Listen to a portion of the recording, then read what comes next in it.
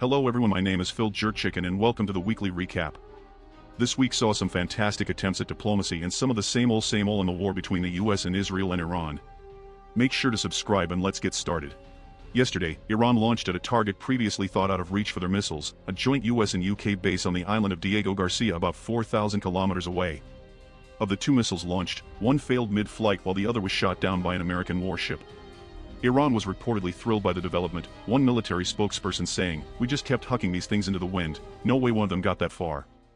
In response to this new capability, the United States plans on launching an ICBM to circle the globe twice before striking Iran, just to show off.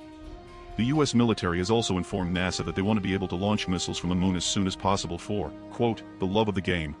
The Strait of Hormuz remains hotly contested as the US demands its opening while Iran continues keeping it closed with ongoing threats. The US has begun strategizing alternative ways to get oil out of the Persian Gulf. One strategist believes he has the answer, announcing, "You see, this is really very simple.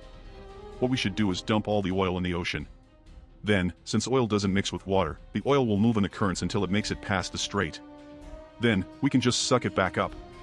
This unnamed expert has refused to respond to environmental critiques, but when asked whether he was high, he responded, "Extremely, yes." In the last few days, Donald Trump has vowed to both begin winding down the war with Iran and begin new strikes with intensity not seen before. When asked about this seeming contradiction, the president's press secretary clarified, "What the president means is that we're going to try and have more of an uplifting projection as we bomb their critical infrastructure into oblivion. After a $2 billion think tank, we've decided to take decisive new actions by painting cuddly bears, rainbows, and inspirational quotes on all American munitions." Iran responded that they are open to this development, pledging to paint smiley faces on the drones they are flinging willy-nilly all over the Middle East. Today, President Trump announced that he will call off strikes on Iran for the time being and pursue negotiations. The president stated, "We ran out of stuff to blow up. We were blowing things up so bigly, nobody's ever seen anything like it, so we'll play negotiation with them while they build us more stuff to blow up." When asked about concerns that his No New Wars campaign promise has not gone to plan, the president clarified, "No, I meant no new wars with AK, as in, not even I knew what wars I was gonna start, but we're sure starting them, if you can believe it, big beautiful wars." Iran has reportedly been extorting ships for a toll in exchange for safe passage through the Strait of Hormuz. According to a crew member of a commercial ship who experienced this, Iranian forces boarded their ship and said, "Normally $3 million for us to not blow up your ship, but for you my friend, $2 million, very good deal." Reportedly they were initially asking for $100 trillion, but after being laughed at and spiraling into a drone-flinging fit of rage, they decided to lower their number significantly. Some ships destined for Southeast Asia were reportedly outraged that they were not able to pay the toll in Google Play gift cards. Trickery by the United States? The recent peace talks touted by President Trump are under scrutiny as Iran denies such meetings, with some speculating that Donald Trump is just distracting before the US's next move. Completely unrelated, a large wooden horse appeared this morning on the shores of Karg Island. When asked about it, American officials stated that they had no idea where it could have come from, but heavily hinted that it would look really good next to Iranian oil fields.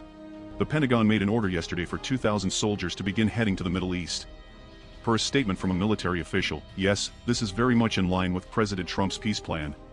These soldiers, armed with ukuleles and fresh cookies, are going to melt the hearts of the Iranian leadership and usher in a new golden age of peace in the Middle East." When asked about this proposal, an Iranian Revolutionary Guard representative responded, "The heck is a ukulele?" Iran rejected President Trump's ceasefire proposal today, outlining their own list of demands. Reportedly, Iran is insisting on America letting them fling drones around the Middle East for a few more days, quote, "just for fun." They have also made it mandatory that the Persian Gulf must be renamed and recognized by the US as the Gulf of Mexico. Finally, Iran proposed a symbolic show of peace by their new supreme leader and President Trump exchanging one free kick to the nuts each. The US is expected to counter this offer soon. Iran has affirmed that they reject President Trump's peace plan, citing it as one-sided. The US president's advisors were flabbergasted, stating, "Our demands were perfectly reasonable." The president simply asked for their supreme leader to apologize with a cupcake while wearing a maid costume, asked for all oil Iran is forever, and asked for a food court of American fast food places to be built on the supreme leader's compound. We can see that Iran just doesn't want peace. Iran's supreme leader is reluctant to negotiate, however has tentatively asked if he would be made to wear the headband of the maid outfit. Amid peace talks between the US and Iran, Israel has been doing their best to be helpful by increasing their strikes on Iran. While one might think launching missile strikes on a country may be the opposite of peace, the IDF clarified, no, you see, we want to keep bombing them."